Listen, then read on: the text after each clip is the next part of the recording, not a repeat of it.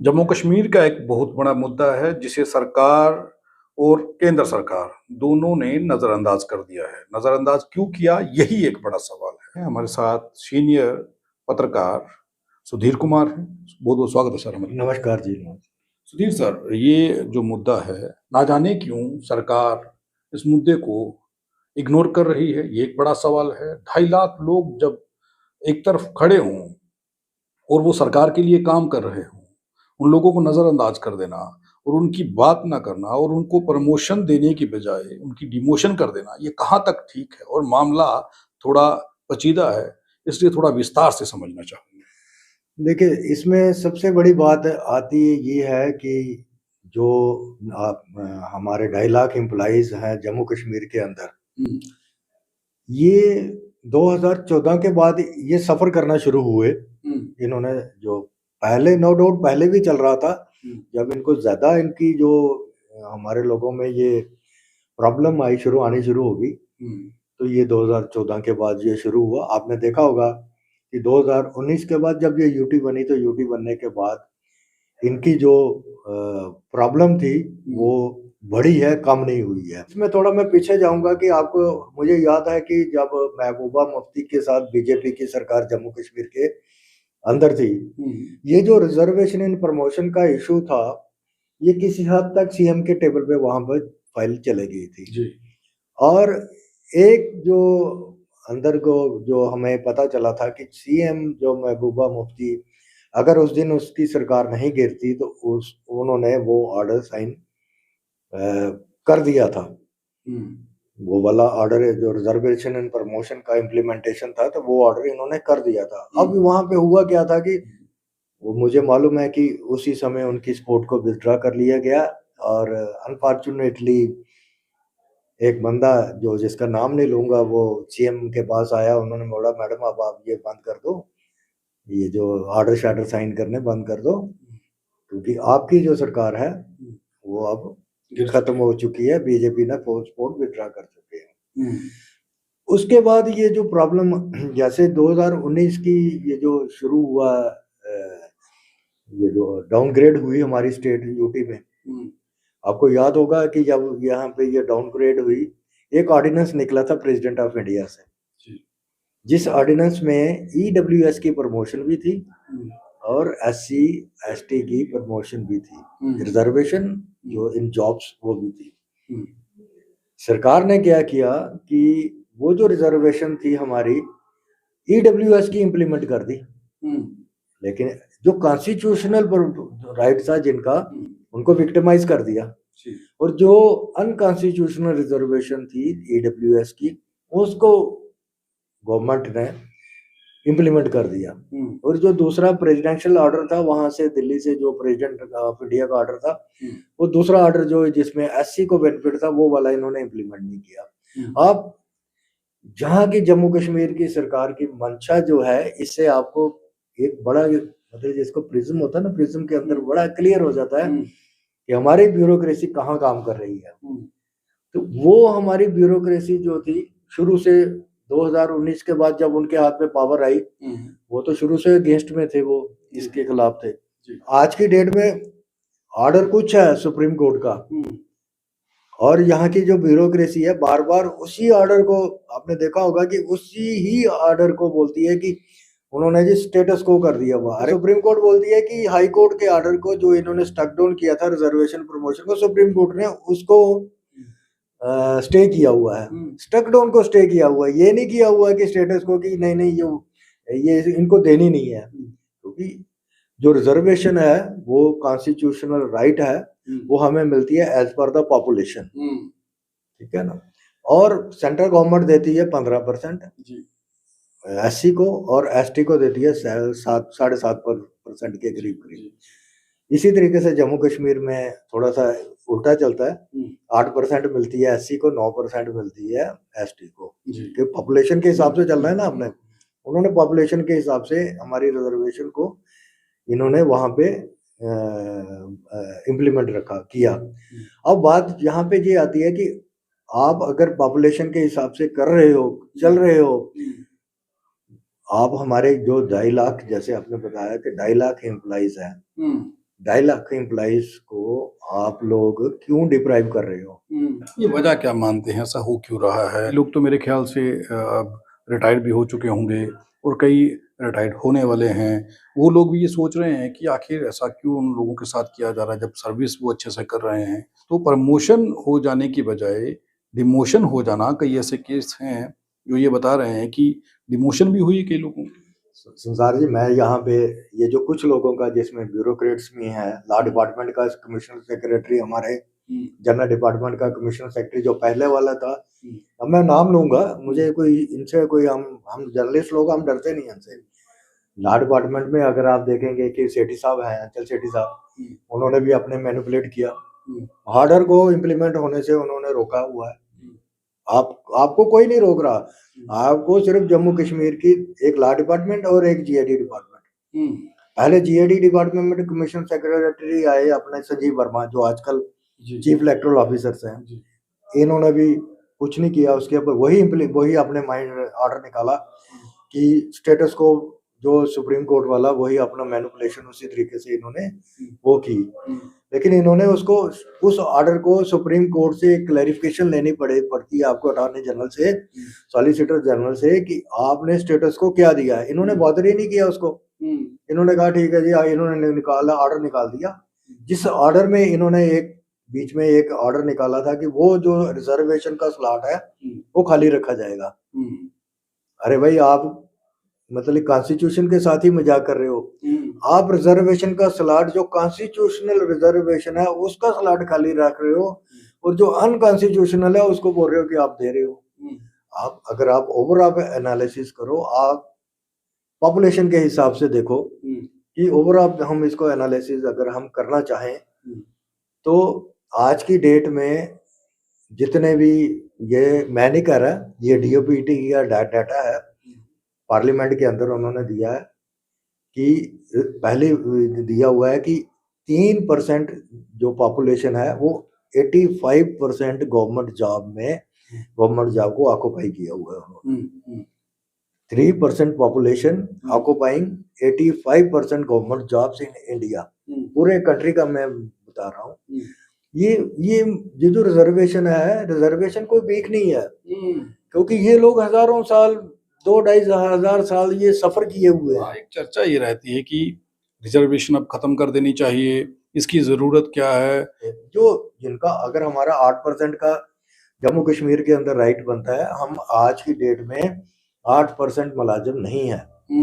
आज की डेट में अप्रोक्सीमेटली 2.2% हम मुलाजिम हैं अगेंस्ट द 8% पॉपुलेशन।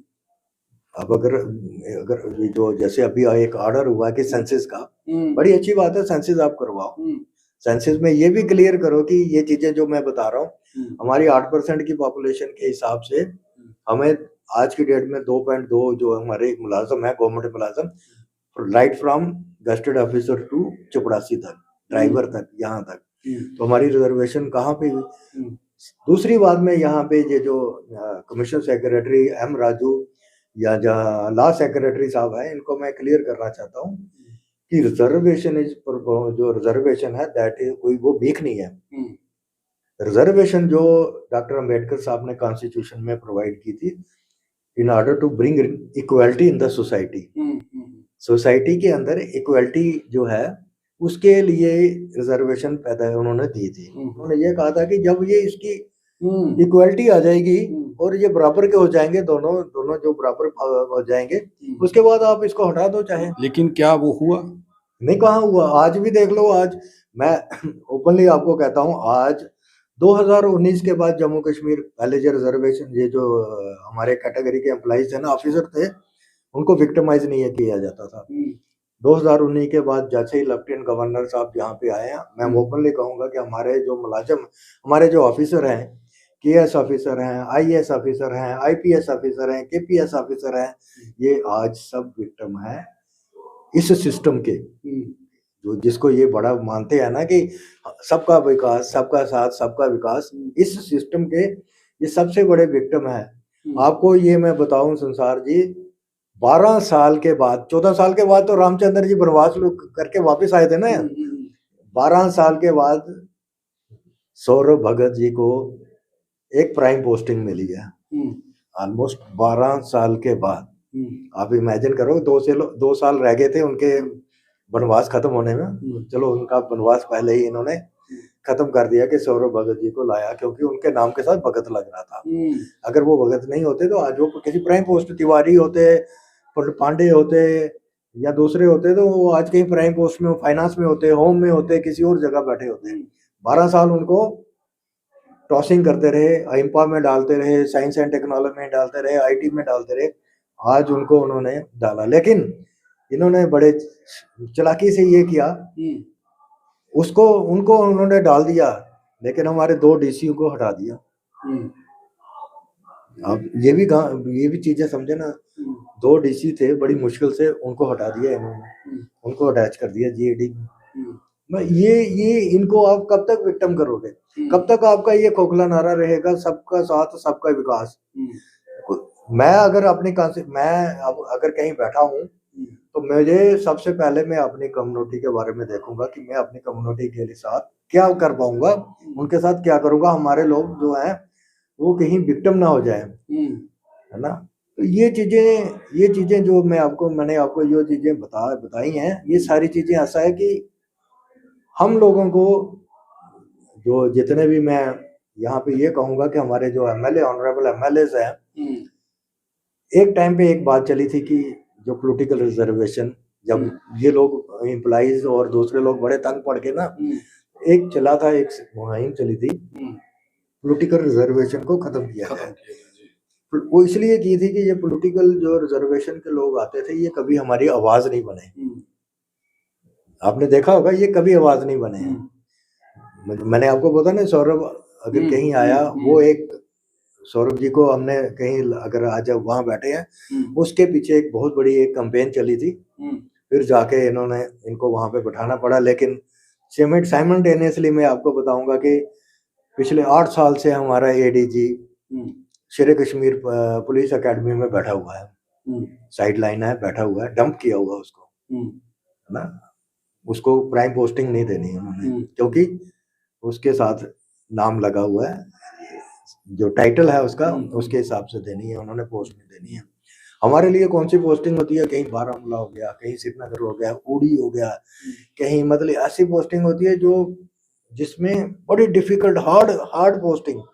इनके लिए क्या पोस्टिंग होती है? गांधीनगर बहु प्लाजा से उठे, जीवल आ गए, जीवल से उठे गांधीनगर बहु प्लाजा में चले गए, या बहु प्लाजा से एक बिल्डिंग से दूसरी बिल्डिंग। सिर्फ ये हम लोगों के ये ऑफिसर हैं, ये सफर करते हैं। जिस GAD में आप देख लीजिए, एक लड़का था, उसको भी इन्होंने निकाल दिया वहां। आपने देखा होगा, GAD में एक ही डिप्टी सेक्रेटरी था, उसको भी इन्होंने कर दिया। GAD ये जो है, that is a competent authority, जिसको मैंने आपको पहले बताया, जो इन ऑर्डर्स को मैनिपुलेट करती है, जिन ऑर्डर को इम्प्लीमेंट करती है। ये जो जैसे रिजर्वेशन पर सुप्रीम कोर्ट के ऑर्डर हैं, हाई कोर्ट के ऑर्डर हैं, कैट के ऑर्डर हैं, इसको इम्प्लीमेंट करती है। वो कहते हैं कि आपका लॉ डिपार्टमेंट में कोई आदमी नहीं होना चाहिए, आपका GAD में कोई ऑर्डर नहीं होना नहीं चाहिए। चलो, बड़ी अच्छी बात है कि होम में हमारे 2-3 लोग बैठे हैं, लेकिन फाइनेंस में कोई नहीं होना चाहिए। ये जो प्राइम पोस्टिंग है ना, यहाँ आप ऊपर से लेके चलोगे, commission secretary, special secretary, additional secretary, under secretary, deputy secretary, ये वेकेंट है, वहां पे कुछ नहीं है। आप फाइनेंस में एक टाइम पे हमारा एडिशनल सेक्रेटरी होता था, तो उसको उठा के इन्होंने DC भेज दिया, एडिशनल DC भेज दिया। अरे भाई, अगर उसको उठा के भेज दिया तो उसकी जगह अपना ही, हमारे ही बंदा लाओ ना वहां पे, उसकी रिप्लेसमेंट भी तो वहां ढूंढो ना। अगर आपके 6 आदमी बैठे हैं, तो SC के कितने हैं? एक भी नहीं। जो एक था उसको भी निकाल दिया, 6 वही हैं, 6 वही एंजॉय कर रहे हैं, सिर्फ उसी मतलब अदर कास्ट के जो हैं वो वही हैं, जनरल कैटेगरी के। हाँ। और सिर्फ जो SC वाला था उसे निकाल दिया, उसको निकाल दिया वहां से, ताकि ये अपने लोगों का काम नहीं करेगा ना। इनकी जो मंशा है ना, ये जो एक बड़ा, मैं सब ऐसा नहीं है, वो लोग भी तो काम करते होंगे, SC लोगों का नहीं करते हैं क्या वो? नहीं, मैं आपको कहूंगा कि सब लोग ऐसे नहीं होते हैं, बीच में ये लोग काम करते हैं। मतलब उनकी रेशो बहुत ही, जिसको बोलते हैं ना, आप कहोगे कि शून्य के लेवल ना, बहुत कम है ना। माइक्रो लेवल भी आप ढूंढ के उनको बड़ी मिलना पड़ेगा। लेकिन एक संस्था है JKRCEEA, ठीक है, उन लोगों का भी एक लंबा प्रोसेस चला, लंबी लड़ाई चल रही है। क्या होगा इसका अंत क्या समझते हैं? नहीं, लड़ाई अच्छी बात है, लड़ाई आपने अपने राइट्स के लिए लड़ना। लड़ भी नहीं रहे हैं, फाइट कर रहे हैं वो। मैंने लड़ाई को तो लड़ाई जो होती है वो लड़ाई नहीं कर रहे हैं, वो फाइट कर रहे हैं अपने अपने काज के लिए। और कॉन्स्टिट्यूशनली वो है जो जो जिसके लिए वो अपना फाइट कर रहे हैं, तो वो एक अच्छी बात है। सरकार मतलब कि रेल हो चुकी है ना इस सिस्टम से, जो रिजर्वेशन वाले को डीरेल कर रही है ना, तो ये लोग एक मतलब उसको दोबारा बैक पटरी पे लाने की कोशिश कर रहे हैं। और जिसमें मैं यहाँ पे आपके यहाँ हम अपने दर्शकों को ये भी बता देंगे, अपने लोगों को भी ये, जिसमें हमारे जो एमएलएज हैं, ऑनरेबल एमएलएज हैं, जिसमें 6-7 लोग हैं, 2-3 लोग तो बहुत आउटराइटली काम कर रहे हैं। हमें उनके साथ मिलके, उनके साथ शाना बशाना, कंधे से कंधा मिलके उनके साथ काम करना पड़ेगा, सभी मुलाजिम को, सभी लोगों को, और उनको आगे लेना है। उनको आगे लेके, उनको हमने अपना नुमाइंदा रख के उन्हीं को आगे लेके काम करवाना है उनसे। और वही हमारा ये जो इशू है किसी हद तक वो रिजॉल्व करवा सकते हैं गवर्नमेंट लेवल पे, अपना प्रेशर बिल्डअप करके असेंबली के अंदर। असेंबली के बाद जैसे आपने देखा था कि बीच में ऑनरेबल जो हमारे मनियाल साहब हैं, उन्होंने असेंबली के अंदर बड़े अच्छे तरीके से ये वाला इशू रिजर्वेशन प्रमोशन में, जिसमें कोर्ट ऑर्डर को भी बड़े अच्छे तरीके से डिफाइन किया, लेकिन दबा दिया गया उस मसले को।